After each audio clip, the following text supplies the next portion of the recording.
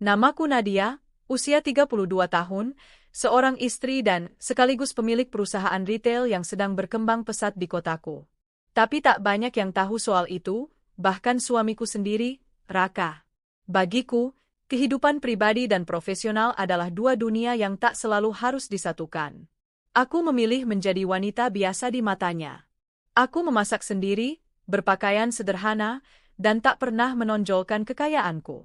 Bukan karena aku tak mampu, tapi aku ingin tahu siapa yang mencintaiku karena diriku, bukan karena hartaku. Dan ternyata, keputusan itu menjadi awal dari luka. Sudah beberapa bulan ini sikap Raka berubah. Dulu, dia selalu memelukku tiap pulang kerja, menceritakan hari-harinya, atau sekadar tertawa di sofa bersamaku sambil menonton acara favorit. Tapi kini, wajahnya lebih sering tertunduk di depan ponsel, senyumnya lebih sering muncul saat membalas pesan entah siapa, dan pelukannya sudah lama hilang. Mas, kamu nggak mau makan malam dulu? Aku masak ayam goreng kesukaanmu, tawarku lembut suatu malam. Dia hanya menoleh sekilas, lalu kembali pada layar ponselnya. Nggak lapar. Aku menarik napas pelan. Sudah kesekian kalinya dia bersikap begitu. Dan aku tahu, ada yang berubah. Bukan cuma sikapnya, tapi hatinya juga. Beberapa hari kemudian, aku sengaja datang lebih awal ke salah satu cabang perusahaan yang aku miliki. Aku memang sering menyamar sebagai staf biasa jika sedang melakukan kunjungan. Tapi hari itu, aku melihat sesuatu yang membuat darahku mendidih. Raka sedang duduk berdua dengan seorang wanita muda di sebuah kafe dekat kantor. Wanita itu tertawa genit, tangannya sesekali menyentuh lengan Raka.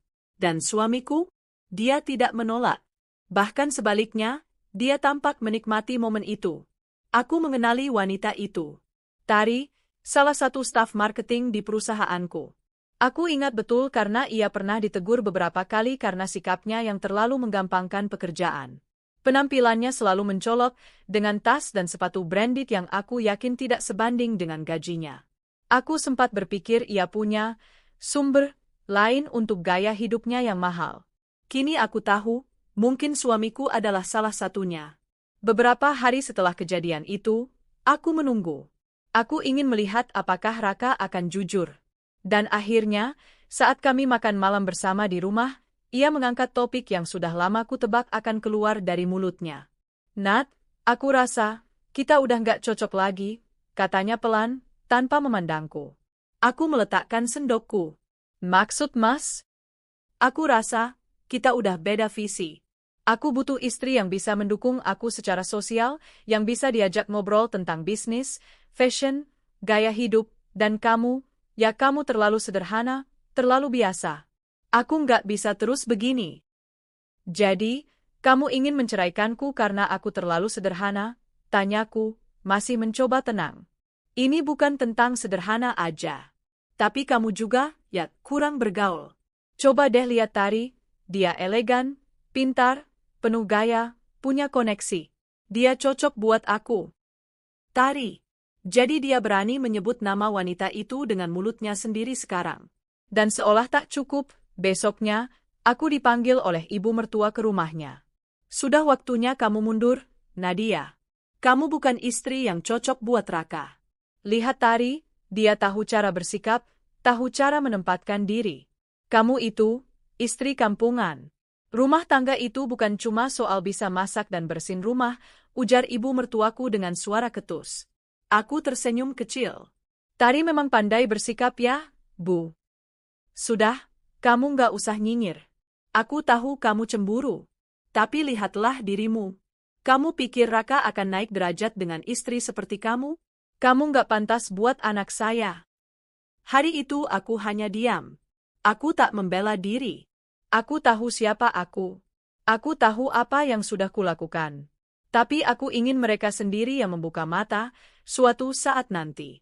Dan hari itu pun datang.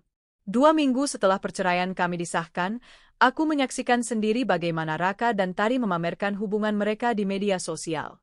Mereka jalan-jalan ke Bali, makan di restoran mewah, dan pamer kemesraan dengan caption-caption yang menjijikkan. Menemukan belahan jiwaku yang sesungguhnya. Aku hanya tertawa.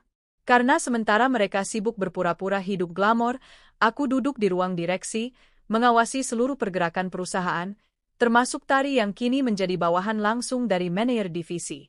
Tak ada satupun dari mereka yang tahu siapa aku sesungguhnya. Bahkan saat rapat besar diadakan dan aku hadir, mereka hanya mengira aku adalah salah satu stakeholder kecil yang ikut-ikutan nimbrung. Mereka tidak pernah benar-benar melihat wajah pemilik yang sesungguhnya. Aku memilih tetap di balik layar. Sementara itu, aku juga menyusun strategi. Tari mulai minta naik jabatan.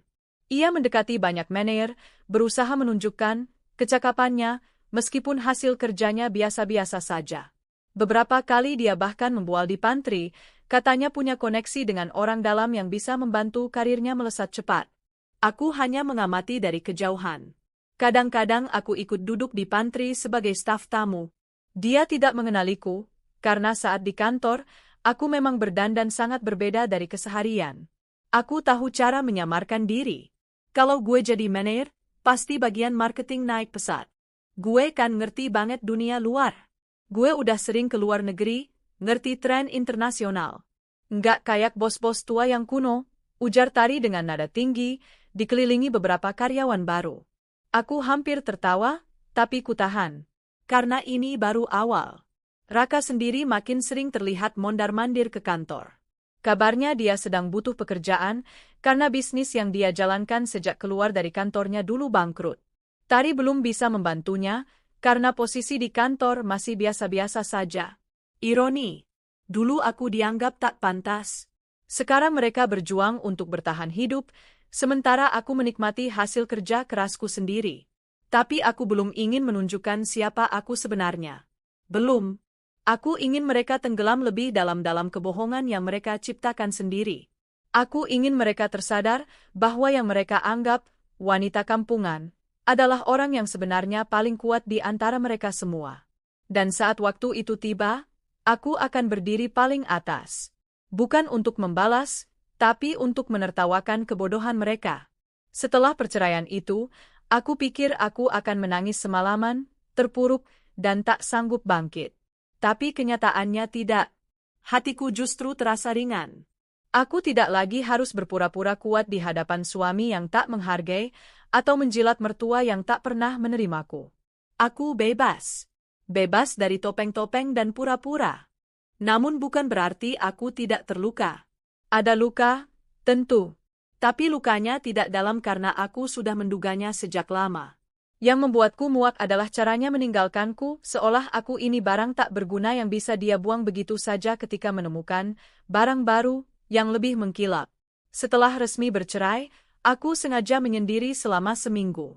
Aku pergi ke villa kecil di pinggir kota, tempat aku biasa menenangkan pikiran. Di sana aku duduk menulis semua rencana masa depanku. Bukan rencana balas dendam, tapi rencana untuk membuat hidupku lebih berarti tanpa ada satupun dari mereka yang pernah menyakitiku ikut ambil bagian di dalamnya. Namun ternyata semesta punya cara sendiri dalam mempertemukanku lagi dengan masa lalu. 1 minggu setelah aku kembali ke kantor, aku melihat wajah yang sudah tak asing. Raka. Dia sedang berdiri di lobi perusahaan dengan pakaian formal seadanya, menunggu seseorang. Ketika aku mengawasinya dari balik kaca, aku melihat wajahnya yang tak secerah biasanya. Matanya lelah, kantong matanya tampak jelas. Jauh dari sosok suamiku yang dulu begitu percaya diri. Beberapa menit kemudian, Tari muncul dari dalam lift dan langsung menghampirinya. Mereka tampak berdiskusi sengit. Aku tak bisa mendengar percakapannya, tapi dari gestur tubuh Raka yang berkali-kali menghela napas dan Tari yang terus menunduk sambil memainkan ujung rambutnya, aku tahu ada sesuatu yang tak berjalan sesuai rencana mereka. Dan aku benar. 2 hari kemudian, aku mendengar dari bagian HRD bahwa Raka melamar pekerjaan di perusahaan ini, di perusahaan milikku. Ia mencoba masuk ke bagian strategi bisnis, namun ditolak karena CV-nya tidak memenuhi kualifikasi. Tentu saja, karena dia keluar dari pekerjaan sebelumnya dengan alasan yang buruk, mengundurkan diri untuk membangun usaha pribadi yang ternyata gagal total. Sementara itu, Tari mulai lebih sering menghilang dari ruang kerjanya. Ia kerap ketahuan keluar kantor di jam kerja dan terlambat menyelesaikan tugas. Aku menerima laporan dari manajer divisinya bahwa produktivitasnya menurun, dan beberapa rekan mulai merasa terganggu dengan sikapnya yang merasa istimewa. Dia suka pamer, Bu. Katanya dia dekat dengan pemilik perusahaan, jadi nggak akan dipecat, ujar salah satu supervisor saat rapat. Aku hanya tersenyum. Tari memang sedang menggali lubang kuburnya sendiri. Beberapa hari kemudian, aku menyamar seperti biasa, menyusuri lorong kantor dengan setelan sederhana dan kacamata besar yang menutupi wajahku. Hari itu aku sengaja datang ke pantry di jam istirahat. Dan seperti yang kuduga, Tari sedang menjadi pusat perhatian. Pokoknya, aku tuh nggak akan lama di posisi ini. Aku kenal sama pemilik perusahaannya langsung. Jadi ya, tinggal tunggu waktu aja naik jabatan, ujarnya sambil menyilangkan kaki, gaya duduk yang sangat arogan. Kenal, Kak? Tanya salah satu staf baru, polos. Iya dong. Kita sering ketemu di acara komunitas elit. Orangnya low profile banget. Tapi aku sih udah deket lah. Kalau nggak percaya, tunggu aja nanti aku duduk di ruangan direksi. Aku tersenyum di balik cangkir kopiku. Sungguh percaya diri. Aku sendiri saja belum tentu seberani itu membual di hadapan orang banyak. Tari tidak sadar aku duduk tak jauh darinya. Ia terlalu sibuk membanggakan dirinya sendiri dan menggantungkan harapan pada koneksi yang bahkan tak pernah ia miliki. Tapi tak lama kemudian, topengnya mulai retak. Suatu pagi, Tari datang terlambat nyaris 2 jam. Rambutnya acak-acakan, wajahnya kusut. Tak seperti biasanya yang selalu tampil full make up dan wangi parfum mahal. Ia duduk di meja kerjanya dengan lesu, sesekali membuka email dan menghela napas berat. Sore harinya, manajer divisinya datang ke ruanganku dan menunjukkan laporan kinerja. Beberapa klien mengeluh karena kerjaan Tari tidak selesai tepat waktu. Beberapa bahkan batal bekerja sama karena sikap tidak profesionalnya. Apa Anda ingin saya beri dia surat peringatan? Tanya sang manajer. Aku diam sejenak. Tidak sekarang. Biarkan dulu. Tapi pastikan semua prosedur terekam dengan baik. Aku akan turun tangan sendiri nanti. Di sisi lain, Raka mulai panik. Ia datang ke kantor beberapa kali untuk menanyakan lamaran kerjanya, mencoba merayu petugas HRD agar diberi kesempatan wawancara ulang. Namun semuanya sia-sia. Ia bukan siapa-siapa. Dan ia mulai sadar bahwa hidup glamor yang dibayangkannya bersama Tari hanyalah fata morgana. Tari sendiri mulai menghindar darinya. Beberapa kali Raka menghubungi Tari lewat telepon atau datang ke kantor menunggu, namun Tari tak pernah menemui. Ia menghindar, beralasan sibuk, bahkan suatu kali sempat menyuruh resepsionis mengatakan bahwa ia sedang rapat di luar, padahal kulihat dia duduk di pantry, sibuk memoles kuku. Dan aku hanya duduk di balik layar, mengamati semuanya seperti menonton drama. Bahkan ini lebih menarik dari sinetron TV. Sampai akhirnya hari itu tiba. Hari di mana aku memutuskan untuk mempertemukan semua topeng dengan kenyataan. Aku mengatur jadwal rapat besar untuk seluruh divisi. Hari itu akan jadi hari pembuka. Sebuah perkenalan tentang siapa aku yang sebenarnya. Ruang meeting besar penuh sesak. Karyawan berdatangan dengan wajah penasaran. Mereka tahu bahwa pemilik utama perusahaan akan hadir, tapi tak ada yang tahu siapa. Aku datang terakhir, masih dengan pakaian formal rapi dan makeup natural yang mencerminkan keanggunan seorang pemimpin. Kali ini aku tak menyamar. Aku ingin mereka melihatku sepenuhnya. Saat aku melangkah masuk, beberapa kepala langsung berbisik. Aku melihat Tari membelalakan mata, lalu tersenyum canggung, mencoba tetap percaya diri. Selamat siang semuanya. Saya Nadia, ucapku sambil berdiri di podium. Hari ini, saya hadir sebagai pemilik dan direktur utama perusahaan ini. Hening. Bahkan suara napas pun nyaris tak terdengar. Ada yang ingin protes? Tanyaku sambil tersenyum. Beberapa orang menunduk. Tari tampak pucat. Raka, yang kebetulan datang bersama salah satu investor yang diundangnya, tampak syok bukan main. Aku melanjutkan pidatoku tentang visi perusahaan, tentang pentingnya profesionalisme, kejujuran, dan tanggung jawab dalam bekerja. Lalu di akhir pidato, aku berkata, dan kepada karyawan yang telah berani memalsukan data, merusak etika kantor, serta menyalahgunakan nama baik perusahaan untuk kepentingan pribadi, kami akan melakukan evaluasi serius. Tidak ada toleransi. Sekalipun kalian merasa punya koneksi ke atasan. Mataku menatap langsung ke arah Tari. Dia menunduk. Pucat, tak sanggup berkata-kata. Sementara itu, Raka berdiri kaku seperti patung. Matanya menatapku seakan tak percaya. Seakan baru menyadari bahwa perempuan yang ia rendahkan, yang ia hina sebagai istri kampungan, adalah pemilik seluruh mimpi yang kini ingin dia raih. Dan aku hanya tersenyum tipis. Bukan senyum kemenangan, tapi senyum dari orang yang sudah tahu akhir cerita ini sejak awal. Karena pada akhirnya, kebenaran tak perlu dijelaskan dengan teriakan. Cukup ditunjukkan dan ditertawakan. Setelah pengungkapan identitasku sebagai pemilik perusahaan, suasana kantor berubah drastis. Banyak karyawan yang sebelumnya meremehkanku kini menatapku dengan hormat. Tapi aku tak menginginkan pujian. Aku tak pernah membangun perusahaan ini untuk menjadi orang yang dielu-elukan. Aku hanya ingin dihormati karena kompetensiku, bukan karena harta. Namun yang paling menarik perhatianku adalah dua wajah yang sangat familiar, Tari dan Raka. Tari tak lagi berjalan pongah di lorong kantor. Tatapan mata yang dulu tinggi kini lebih sering menunduk. Beberapa kali dia mencoba menghindariku, bahkan ketika kami satu ruangan saat rapat divisi. Ia tak pernah berani membuka suara lagi, apalagi membual soal kedekatannya dengan pemilik perusahaan. Karena kini, semua orang tahu siapa pemilik itu sebenarnya. Sementara Raka, dia benar-benar kehilangan arah. Setelah semua koneksinya mentok, dan Tari pun mulai menjauh, dia kembali menghubungiku. Awalnya lewat pesan singkat. "Nat, boleh kita ketemu sebentar? Aku mau minta maaf. Aku salah menilai kamu." Lalu pesan lain masuk esok harinya. "Kamu ternyata wanita luar biasa. Aku bodoh sudah menyia-nyiakan kamu. Aku cuma pengen ngobrol, kalau kamu berkenan." Aku tak membalas satupun. Bagiku, pintu yang sudah kututup dengan penuh luka tak akan kubuka lagi untuk orang yang pernah membakarnya. Namun mereka tak berhenti di situ. Beberapa hari kemudian, ibu mertuaku datang ke kantor. Ia meminta waktu bertemu denganku. Aku mengizinkannya masuk ke ruanganku, bukan karena aku ingin mendengarnya, tapi karena aku ingin menatap langsung wajah orang yang dulu pernah menghinaku habis-habisan. "Assalamualaikum, Nadia," sapanya canggung, matanya menyapu seisi ruangan megah yang elegan dan hangat. Ibu harusnya manggil kamu Ibu Direktur ya sekarang." Aku hanya tersenyum kecil, tak ingin merendahkan, tapi juga tak berniat bersikap ramah palsu. "Silakan duduk, Bu. Ada yang bisa saya bantu?" tanyaku sopan. Ia duduk gelisah, menggenggam tasnya erat. "Nadia, ibu datang bukan buat marah-marah. Ibu cuma mau minta maaf.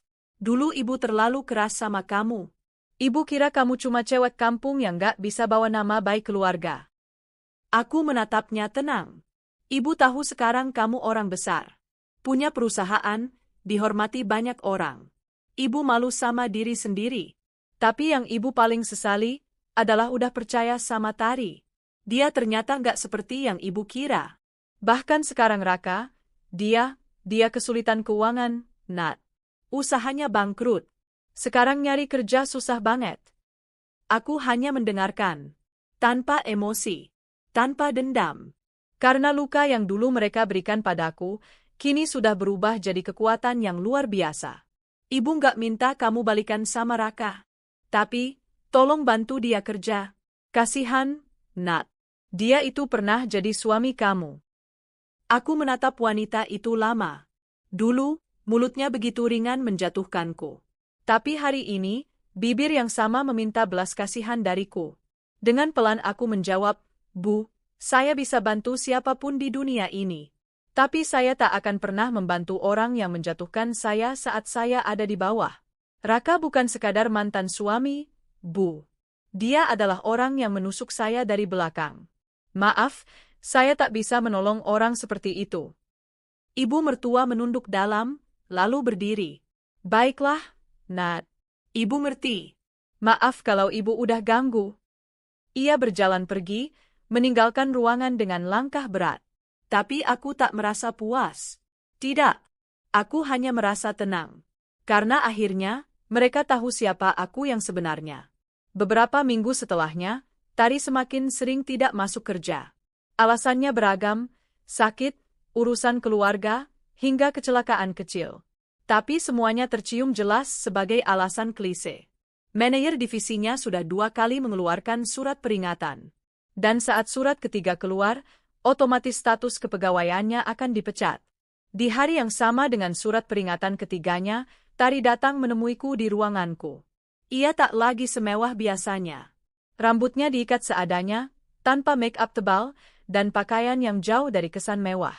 "Nadia," ucapnya dengan suara pelan. Bukan lagi sok akrab, tapi tulus. Penuh rasa takut.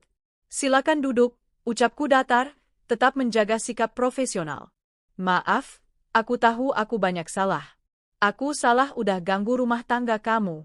Aku salah udah terlalu percaya diri.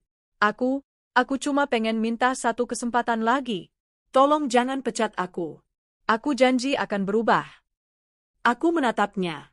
Perempuan yang dulu pernah membuatku nyaris kehilangan harga diri, kini duduk memohon di hadapanku. Dunia memang berputar. Dan saat roda itu membalikkan posisi kita, satu hal yang perlu diingat, jangan pernah lupakan siapa yang dulu kamu injak. "Tari," ucapku pelan.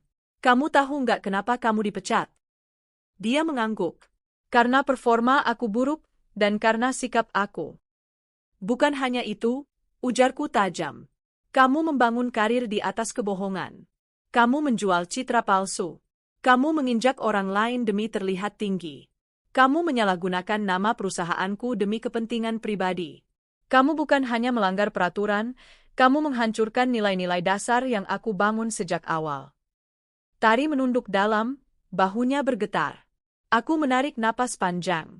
"Tapi aku bukan wanita pendendam. Aku tidak akan membuat kamu susah.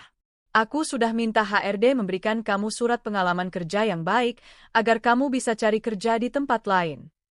Tari menatapku dengan mata berkaca-kaca. Kamu masih mau bantu aku?" Aku hanya mengangguk, lalu berdiri. "Tapi kamu tak akan pernah kembali bekerja di sini." Ia pun berdiri, membungkuk, lalu berjalan keluar dengan langkah lemas. Dan saat pintu ruangan tertutup, aku menatap pantulan diriku di kaca besar. Wanita yang dulu dihina, kini berdiri kokoh di tempat tertinggi. Beberapa hari setelahnya, aku menerima sebuah surat. Tanpa nama pengirim. Tapi aku tahu isinya dari siapa. Isinya tulisan tangan, khas Raka. Aku menulis ini bukan untuk mengemis. Aku cuma ingin minta maaf. Aku tahu aku tak layak, tapi aku tetap ingin menyampaikan rasa sesalku. "Kamu terlalu baik untuk aku, Nat. Dan aku terlalu bodoh membuang berlian demi kaca yang hanya mengilap sesaat. Maaf." Aku membaca surat itu tanpa rasa. Dulu aku akan menangis membaca kalimat seperti itu. Tapi sekarang, aku hanya menaruh surat itu ke dalam laci, lalu menguncinya. Hidupku baru saja dimulai. Tanpa Raka. Tanpa orang-orang yang tak tahu bagaimana menghargai. Aku menikmati pagi dengan secangkir kopi, sambil membaca laporan keuangan yang terus menunjukkan angka positif. Aku tertawa kecil saat melihat kinerja perusahaanku melejit naik. Dan di saat itulah aku sadar. Balas dendam terbaik bukan dengan menyakiti balik, tapi dengan menunjukkan bahwa kita tetap bahagia, bahkan ketika mereka tenggelam dalam kehancuran yang mereka ciptakan sendiri.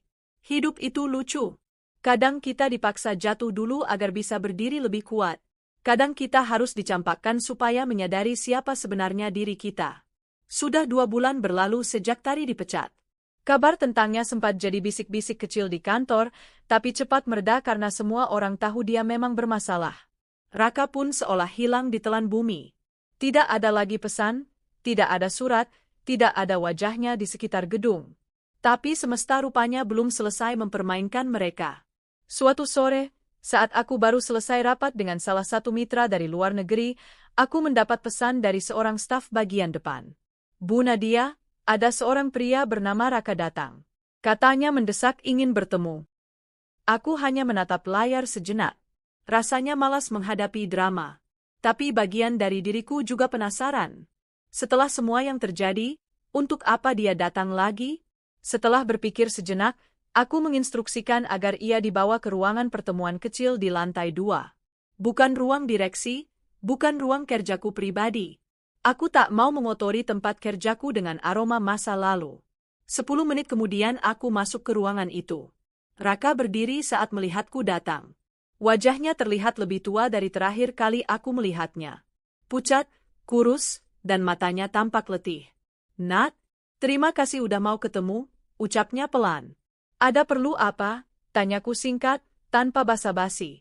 Aku nggak akan berbohong. Aku dalam keadaan sulit sekarang. Usahaku bangkrut, Tari ninggalin aku, dan aku nggak punya siapa-siapa. Aku menatapnya tajam. Bukankah kamu dulu yang bilang Tari adalah belahan jiwamu? Bukankah kamu yang mencampakkan aku karena katanya aku terlalu sederhana? Raka menunduk. Aku bodoh, Nat. Aku ketipu. Tari, dia bukan seperti yang aku kira. Dia bukan anak orang kaya. Semua yang dia ceritakan ke aku bohong. Dia hidup dari kartu kredit dan utang. Dan begitu tahu aku nggak bisa ngasih dia gaya hidup mewah, dia pergi.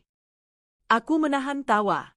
Sebagian dari diriku ingin mengejeknya, ingin meludah tepat ke harga dirinya yang hancur. Tapi aku menahan diri. Karena aku bukan lagi wanita yang dulu. Aku sudah naik kelas. Aku tidak perlu membalas dendam dengan teriakan atau makian. Keberhasilanku sendiri sudah cukup menyakitkan baginya. Aku tahu aku nggak pantas minta ini. Tapi, kalau kamu mau, aku siap kerja di perusahaan kamu. Apa aja, Nat.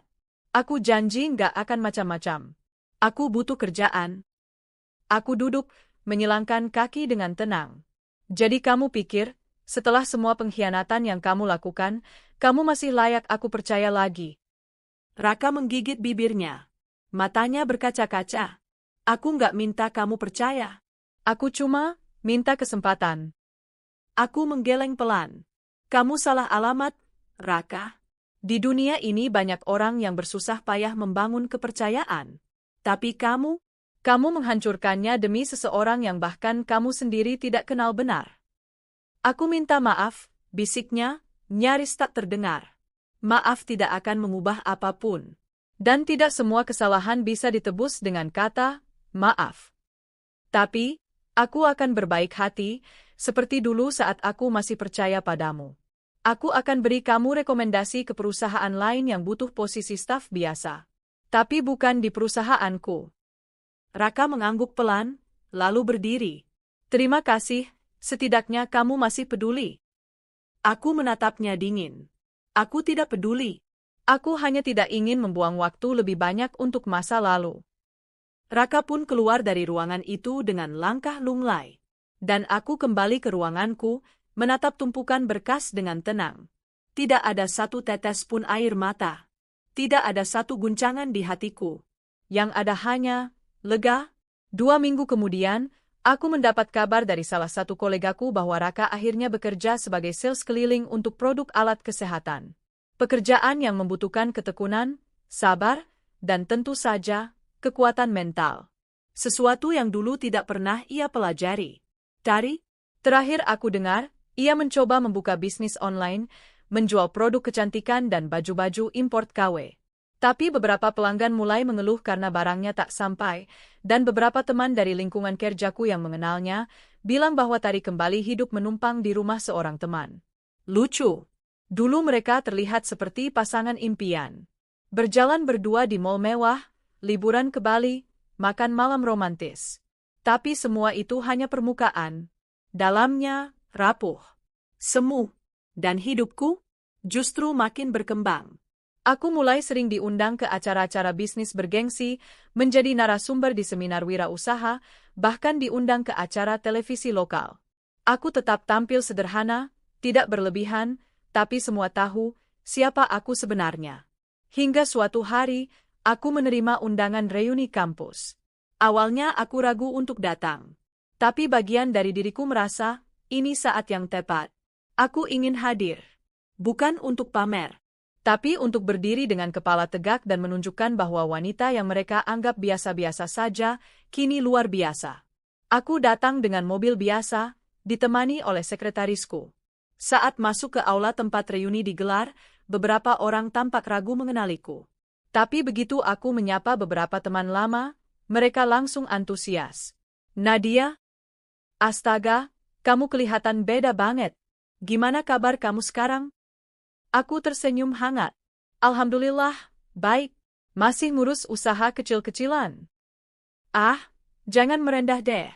Aku lihat kamu di TV waktu jadi narasumber. Usahamu luar biasa sukses, ya. Obrolan semakin ramai. Semakin banyak yang menyapaku dan ingin berbagi cerita. Dan di sudut ruangan, aku melihat dua wajah yang tak asing. Raka dan Tari. Mereka berdiri bersama, tapi tak terlihat mesra. Raka menatapku dengan wajah malu-malu. Tari menghindari pandanganku. Mereka mungkin berharap aku tidak datang. Tapi nyatanya, aku berdiri di hadapan mereka dan lebih bersinar dari sebelumnya. Seorang mantan dosen kami menghampiri, lalu memperkenalkan aku kepada beberapa alumni lain dengan antusias. Ini Nadia, salah satu pengusaha wanita paling berpengaruh sekarang. Dia ini inspirasi, loh. Sukses membangun bisnis dari nol. Raka hanya bisa diam. Mulutnya sedikit terbuka, seolah masih tak percaya bahwa wanita yang dulu ia campakkan, kini dielu-elukan di depan matanya. Dan aku hanya menatap mereka dengan senyum paling elegan yang bisa kuberikan. Aku tidak datang untuk membuktikan apapun. Aku datang untuk menikmati hidup yang akhirnya adil. Malam itu aku pulang dengan hati tenang. Di dalam mobil, aku menatap keluar jendela, melihat lampu-lampu kota yang berkelap-kelip. Aku teringat masa-masa dulu ketika aku memeluk tubuhku sendiri saat menangis di kamar karena merasa tak dihargai, diremehkan, dikhianati. Tapi kini aku tahu, semua itu bukan akhir. Justru awal dari kehidupan baruku yang lebih bermakna. Aku tidak membenci mereka. Tidak lagi. Karena kalau bukan karena pengkhianatan itu, mungkin aku tak akan berdiri sekuat sekarang. Aku mengambil ponsel dan membuka catatan kecil di dalamnya. Di sana tertulis, saat mereka memilih untuk menyakitimu, biarkan. Saat mereka meninggalkanmu, relakan. Tapi saat kamu berhasil tanpanya, tersenyumlah. Karena tawa orang yang pernah mereka remehkan adalah suara paling menyakitkan yang pernah mereka dengar. Dan malam itu, aku tertawa pelan. Bukan karena dendam, tapi karena kemenangan. Tari berjalan memasuki kantor dengan tas mahal di tangan dan kacamata hitam besar yang seolah ingin menyembunyikan raut wajah letihnya. Ia menyapa beberapa karyawan yang hanya membalas dengan senyum kecut. Statusnya memang pegawai biasa di perusahaan itu, namun sikapnya membuat semua orang muak. Ia bertindak seolah dia akan menjadi istri pemilik perusahaan, padahal belum pernah sekalipun bertemu langsung dengan sang pemilik. Aku nggak lama di sini. Kalau bukan karena sayang sama suamiku, aku udah buka bisnis sendiri, gumamnya pada temannya, Vina, yang hanya mengangguk malas. Sementara itu, Nadia memerhatikan dari ruangannya yang berada di lantai tertinggi. Ia melihat bagaimana Tari makin menunjukkan wajah aslinya. Sebagai pemilik perusahaan, Nadia selalu menerima laporan tentang karyawan-karyawan bermasalah. Nama Tari tak pernah absen dari daftar tersebut. Mulai dari keterlambatan, tidak menyelesaikan pekerjaan, hingga memanfaatkan status istri direktur untuk menekan rekan kerja. Nadia menahan senyum. Ia membiarkan semuanya berjalan sementara. Ia ingin menunjukkan pada semua orang, terutama Raka dan ibunya, bagaimana keputusan mereka dulu hanyalah buah dari kebodohan dan kerakusan. Di sisi lain, kehidupan rumah tangga Raka dan Tari jauh dari kata bahagia. Di awal pernikahan, mereka sempat tinggal di apartemen mewah yang dibayar dari hasil penjualan mobil dan tabungan yang dulu Raka kumpulkan bersama Nadia. Tapi tabungan itu cepat habis. Tari tidak bekerja dengan baik, dan Raka mulai kehilangan fokus hingga performa kerjanya menurun drastis. Sayang, kamu bilang mau kenalin aku ke ayahmu yang pemilik grup properti itu. Mana? Tanya Raka suatu malam sambil menghitung sisa saldo di rekening yang kian menipis. Tari melengos. Ayahku lagi di luar negeri. Lagian kamu juga belum pantas ketemu mereka. Kamu kerja aja masih gitu-gitu aja? Raka terdiam. Untuk pertama kalinya ia mulai merasa ada yang tak beres. Selama ini ia percaya bahwa Tari berasal dari keluarga kaya raya, bahkan ia yakin menikahi Tari adalah langkah naik kelas. Tapi semua tinggal omong kosong. Sudah berbulan-bulan berlalu dan tak ada tanda-tanda kemewahan yang dijanjikan itu. Di kantor, Tari mulai menunjukkan tekanan. Ia mulai datang terlambat, menghindari tanggung jawab, dan bahkan menyuruh karyawan lain mengerjakan tugasnya. Ia masih berpikir bahwa ia aman karena punya koneksi dengan pemilik perusahaan. Sampai akhirnya, sebuah kejadian membuka kedok semuanya. Suatu hari Tari dipanggil ke ruangan HRD. Ada laporan bahwa ia memalsukan data prestasi kerja dalam usulan promosi. Tari bahkan mengklaim punya kedekatan pribadi dengan pemilik perusahaan dan mengatakan sang pemilik akan mengatur semuanya. Di ruang HRD, Nadia ikut hadir. Tapi kali ini, bukan sebagai pemilik yang duduk di kursi mewah. Ia duduk di samping manajer HRD dengan tampang serius. Tari, kami menemukan kejanggalan dalam laporan kerja dan surat pengajuan promosi yang kamu kirimkan, ucap manajer HRD dengan nada tegas. Tari mengangkat dagu. Saya punya kedekatan khusus dengan pemilik perusahaan. Saya rasa, promosi saya itu wajar. Siapa pemilik perusahaan yang kamu maksud? Tanya Nadia, tenang namun tajam. Maaf? Tari menoleh dengan dahi berkerut. Ya, saya tidak bisa sebutkan nama, tapi saya kenal baik dengan beliau. Bahkan suami saya juga kenal. Nadia menatap langsung ke matanya. Kamu yakin kenal dengan pemilik perusahaan ini? Tari mengangguk mantap. Tentu. Nadia membuka map berisi data pegawai, lalu meletakkannya di meja. Ia berdiri dan berkata, saya rasa, kamu harus tahu siapa sebenarnya pemilik perusahaan ini. Karena kamu sudah mengaku mengenalnya, mari saya kenalkan diriku, aku adalah Nadia Rahman, pemilik dan direktur utama perusahaan ini. Ruangan seketika hening. Wajah Tari berubah pucat seketika. Mulutnya terbuka namun tak mengeluarkan sepatah kata pun. Matanya membelalak menatap Nadia. Jadi, kamu tidak hanya pemalas dan penyalahguna wewenang, tapi juga pembohong, lanjut Nadia. Dan untuk itu, mulai hari ini, kamu saya nyatakan dipecat. Tari bangkit dari kursinya. Kamu tidak bisa seenaknya begitu. Aku istri Raka. Kamu Cuma apa? Mantan istri yang dulu kalian remehkan? Balas Nadia, kini dengan suara yang lebih dingin. Lucu ya, aku yang kalian tinggalkan, sekarang duduk di sini, memecatmu karena kebodohan dan keserakahanmu. Berita pemecatan Tari menyebar cepat di kantor. Semua karyawan seolah merasa lega. Tak ada lagi tekanan, tak ada lagi keluhan. Tapi kabar itu juga sampai ke Raka, yang langsung datang ke kantor dan berusaha menemui Nadia. Di lobi kantor, Raka berdiri dengan wajah panik. Ia memohon kepada resepsionis untuk bisa bertemu dengan Nadia. Dan saat Nadia akhirnya muncul dengan pakaian formal, penuh wibawa, Raka nyaris tak mengenalinya. Nadia, tolong, aku bisa jelaskan, ujar Raka, suaranya gemetar.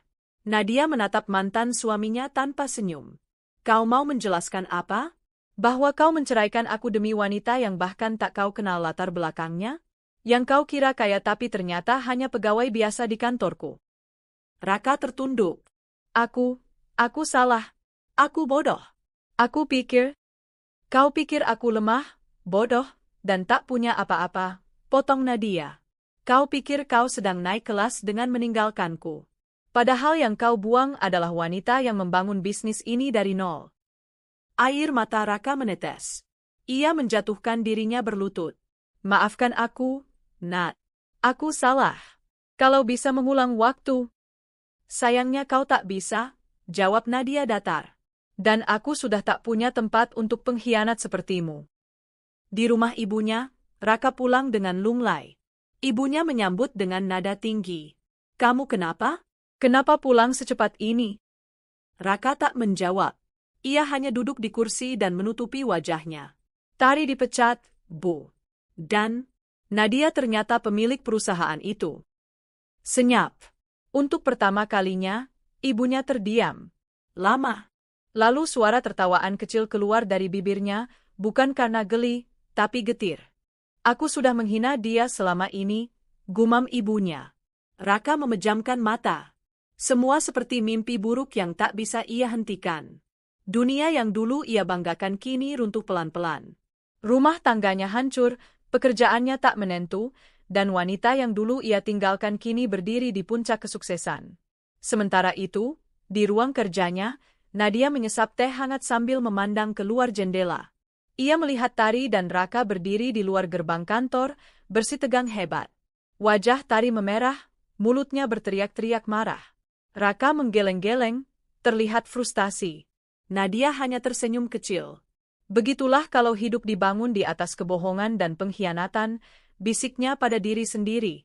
Dan untuk pertama kalinya, setelah semua luka dan penghinaan yang ia terima, Nadia tertawa pelan menertawakan kebodohan mereka semua. Seminggu setelah insiden pemalsuan data yang dilakukan oleh Tari, suasana di kantor mulai berubah drastis. Isu tentang pemilik asli perusahaan mulai beredar. Beberapa karyawan mulai memperhatikan sikap manajer utama yang mendadak lebih hormat pada Nadia, yang selama ini hanya dianggap sebagai pegawai senior di divisi pengembangan. Tari, yang masih berharap promosi jabatannya diproses, mulai gelisah. Ia mencoba mendekati beberapa atasan, tapi jawaban mereka hanya singkat dan formal. Aura kekuasaan yang dulu ia banggakan karena merasa memiliki kedekatan dengan bos, kini mulai memudar. Sementara itu, Nadia duduk di ruang kerjanya yang tersembunyi di lantai paling atas gedung kantor. Ruangan itu jarang diketahui orang kecuali manajemen inti. Ia menatap laptopnya, membaca laporan tentang penyelidikan internal atas pemalsuan data. Nama Tari terpampang jelas sebagai pelaku utama. Hari itu juga, Nadia memanggil rapat besar. Semua manajer, kepala divisi, dan beberapa staf kunci diundang untuk hadir. Termasuk Tari dan Raka, yang entah bagaimana bisa ikut masuk sebagai suami calon pejabat tinggi perusahaan.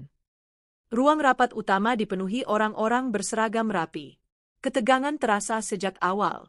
Mereka menanti pemimpin besar perusahaan yang selama ini misterius dan jarang tampil di hadapan publik. Banyak yang mengira dia pria tua atau wanita asing dari luar negeri. Tidak ada yang menyangka bahwa orang yang selama ini bekerja diam-diam bersama mereka adalah sang pemilik itu sendiri.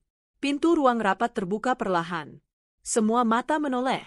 Dan yang muncul adalah Nadia. Hening. Tari membelalakkan mata. Raka pun terlihat memucat. Mereka nyaris tak bisa percaya dengan apa yang mereka lihat. Nadia melangkah dengan tenang, anggun, dan penuh wibawa. Ia mengenakan setelan jas wanita warna navy dengan emblem perusahaan yang hanya dikenakan oleh eksekutif tertinggi.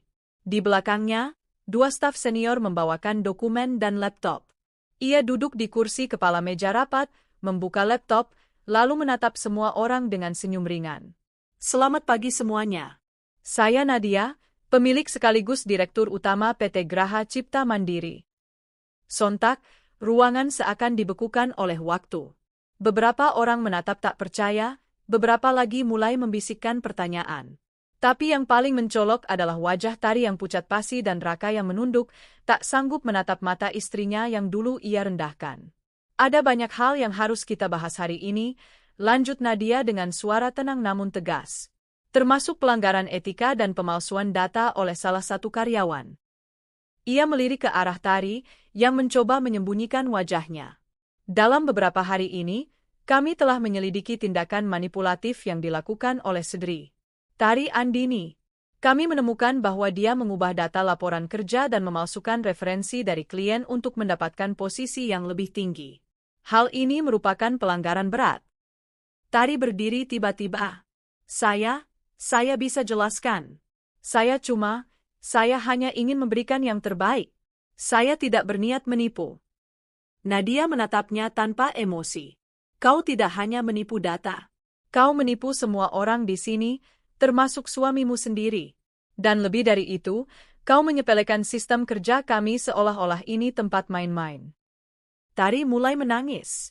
Kamu balas dendam ya karena aku nikahin Raka? Karena dia ninggalin kamu. Nadia mendengus pelan. Aku tak punya waktu untuk membalas dendam pada seseorang sepertimu, Tari. Aku hanya menjalankan tanggung jawabku sebagai pemimpin. Dan sebagai pemimpin, aku tak akan membiarkan manipulasi dan kebohongan bertumbuh di perusahaanku. Lalu ia memberi isyarat kedua stafnya. Sesuai dengan hasil rapat direksi dan tim hukum, mulai hari ini, Tari Andini dinyatakan diberhentikan dari jabatannya. Hak akses ke sistem perusahaan dicabut, dan kau dilarang masuk ke lingkungan kerja tanpa izin tertulis. Tari jatuh terduduk. Ia menangis terseduh-seduh. Raka mencoba menghampirinya, namun Nadia berkata dengan datar, "Kau juga, Raka. Kau tidak punya urusan di sini lagi. Kau bukan siapa-siapa. Raka akhirnya memberanikan diri bicara. Nadia, aku minta maaf. Aku salah. Aku terlalu cepat menilaimu. Aku pikir kamu gak punya masa depan, tapi ternyata kamu punya segalanya, potong Nadia. Dan kamu pikir dengan minta maaf semua akan kembali seperti semula? Ia berdiri perlahan, menatap Raka dengan sorot tajam. Kau menceraikanku demi perempuan yang bahkan tak kau kenal dengan baik. Kau hina aku, keluargamu hina aku. Kalian pikir aku hanya wanita biasa, tanpa arah. Dan sekarang saat topeng mereka jatuh, kau datang padaku, memohon. Raka terdiam. Tak ada jawaban. Wajahnya penuh penyesalan, tapi tak satupun orang di ruangan itu bersimpati padanya. Aku tidak menyimpan dendam, Raka, kata Nadia dengan suara rendah namun menusuk. Tapi aku belajar untuk tidak membiarkan diriku disakiti 2 kali oleh orang yang sama. Kau boleh menyesal seumur hidupmu. Tapi aku tak akan kembali. Ia lalu menoleh ke hadirin. Rapat ini selesai. Kembali ke pekerjaan kalian. Dan ingatlah, jangan pernah menilai seseorang hanya dari apa yang tampak di permukaan. Semua bangkit dan meninggalkan ruangan. Tari masih menangis, sementara Raka duduk terpaku, seolah jiwanya telah pergi. Nadia menatap mereka untuk terakhir kalinya, lalu berjalan keluar ruangan dengan kepala tegak. Beberapa jam setelah kejadian itu, kabar tentang identitas asli Nadia tersebar luas. Banyak karyawan yang merasa malu karena selama ini menyepelekan dan mengabaikannya. Tapi mereka juga merasa bangga karena memiliki pemimpin yang rendah hati, tegas, dan bijak. Sementara itu, Raka dan Tari benar-benar jatuh. Tak hanya kehilangan pekerjaan, mereka juga dihina oleh lingkungan sekitar. Mertua Nadia, ibu Raka yang dulu paling gencar memojokkannya, bahkan datang ke kantor untuk memohon agar Nadia membantu anaknya kembali. Namun Nadia hanya menjawab dengan satu kalimat. Maaf Bu, perusahaan kami tidak menerima orang-orang yang suka menginjak-injak harga diri orang lain. Dari balik kaca besar ruang kerjaku di lantai paling atas, aku berdiri dengan tenang, menatap 2 sosok yang dulu sempat membuat hatiku hancur berkeping-keping. Raka dan Tari, pasangan pengkhianat itu, kini tengah bertengkar hebat di parkiran kantor. Suara mereka tak terdengar dari sini, tapi gestur dan ekspresi wajah keduanya lebih dari cukup untuk menunjukkan betapa sengsaranya hidup mereka sekarang. Aku mengangkat cangkir kopiku, menyeruputnya perlahan, lalu tersenyum puas. Karma memang tidak pernah salah alamat, gumamku pelan. Beberapa staf melintas di depan ruanganku dan menunduk hormat. Sejak identitasku sebagai pemilik perusahaan terungkap, suasana kantor berubah drastis. Mereka yang dulu meremehkanku kini memandangku dengan hormat dan kagum, sementara Tari yang telah dipecat tak bisa lagi melenggang dengan dagu terangkat seperti dulu. Sungguh lucu, dulu mereka memprologku sebagai istri miskin, wanita tanpa masa depan, sementara mereka kini hanya 2 manusia yang saling menyalahkan dan menggantungkan hidup pada kebohongan masing-masing. Setelah dipecat, Tari mencoba mengemis kesempatan lagi padaku. Ia datang ke kantor dengan wajah memelas, mata sembab, dan tubuh lusuh, jauh dari citra wanita modis yang dulu digadang-gadang sebagai calon istri ideal oleh mertua dan Raka. Bu Nadia, tolong beri saya kesempatan kedua, ucapnya waktu itu di lobi kantor. Suaranya serak, seperti orang kelelahan. Saya janji tidak akan mengulangi kesalahan. Aku hanya menatapnya dengan tenang, tanpa emosi. Kesempatan sudah kamu dapatkan, Tari. Bahkan lebih dari 1. Tapi kamu memilih jalan pintas, kamu memilih mengkhianati orang lain hanya untuk terlihat hebat. Sayangnya, semua yang kamu bangun dari kebohongan, cepat atau lambat akan runtuh. Dan kini saatnya. Tari tersungkur, menangis sejadi-jadinya. Beberapa staf yang lewat hanya melihatnya dengan tatapan iba. Tapi tak ada yang berani membantu. Semua tahu, semua mengerti, bahwa ini buah dari apa yang ia tanam. Beberapa hari setelah Tari dipecat, Raka datang ke rumahku. Tak kuduga, pria itu masih berani muncul di depan gerbang rumahku, yang tentu saja jauh lebih besar dan mewah dari rumah kontrakan mereka saat ini. Nadia, maafkan aku, katanya saat satpam mengizinkannya masuk karena aku ingin melihat sendiri ekspresi wajahnya. Untuk apa kau kesini, Raka? Tanyaku dingin. Tak ada lagi nada manja, tak ada lagi harapan dalam suaraku. Aku salah, aku kira Tari bisa memberiku hidup lebih baik. Tapi dia ternyata bukan siapa-siapa. Dia hanya karyawan biasa, bahkan terlibat banyak masalah. Sementara kamu ternyata pemilik perusahaan sebesar itu. Kamu pintar, baik, dan sabar. Aku bodoh karena melepasmu. Aku menatapnya dalam-dalam. Ya, kamu memang bodoh. Tapi bukan karena tidak tahu aku pemilik perusahaan. Tapi karena kamu tidak menghargai istrimu sendiri. Kamu menghinaku, menuduhku beban, menertawakanku bersama keluargamu, dan semua itu kamu lakukan hanya karena seorang wanita yang terlihat kaya. Ia menunduk. Aku menyesal, Nadia. Aku minta maaf. Aku tertawa pelan, lalu memiringkan kepalaku. Maafkan? Maaf itu untuk orang yang masih punya hati. Tapi kamu sudah membuang hatimu ketika memilih menceraikanku karena wanita lain. Berilah aku kesempatan kedua. Aku menggeleng pelan. Kesempatan itu sudah kamu buang saat kamu memilih menyerahkan cincin pernikahan kita ke tempat sampah. Jangan harap aku akan memungutnya kembali. Tak lama setelah itu, ibunya Raka datang menemuiku juga. Ia yang dulu suka mencibir penampilanku, kini datang dengan pakaian sederhana dan wajah penuh penyesalan. Nadia, nak, maafkan ibu ya. Ibu terlalu cepat menilai kamu dulu.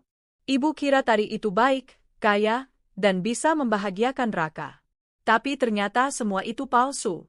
Dia membuat hidup anak ibu sengsara.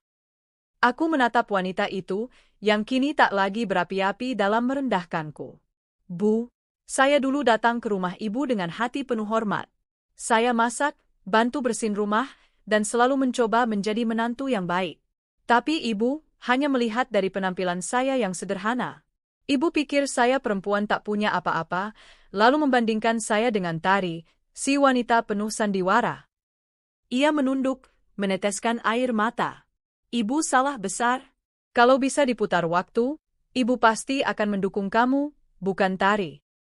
Aku menghela napas dan berkata dengan tenang, sayangnya, waktu tidak bisa diputar. Tapi saya bisa memilih untuk tidak membuka pintu masa lalu yang sudah saya kunci rapat. Ibu dan Raka sudah memilih jalan kalian sendiri. Beberapa bulan berlalu. Perusahaanku semakin berkembang. Aku mulai membuka cabang di luar kota dan membentuk tim manajemen baru. Fokusku kini bukan lagi pada masa lalu, tapi pada masa depan yang gemilang. Aku juga mulai membuka hati pada pertemanan baru. Salah satunya adalah Reza, salah satu direktur keuanganku yang sudah lama bekerja diam-diam untuk membantuku mengembangkan bisnis.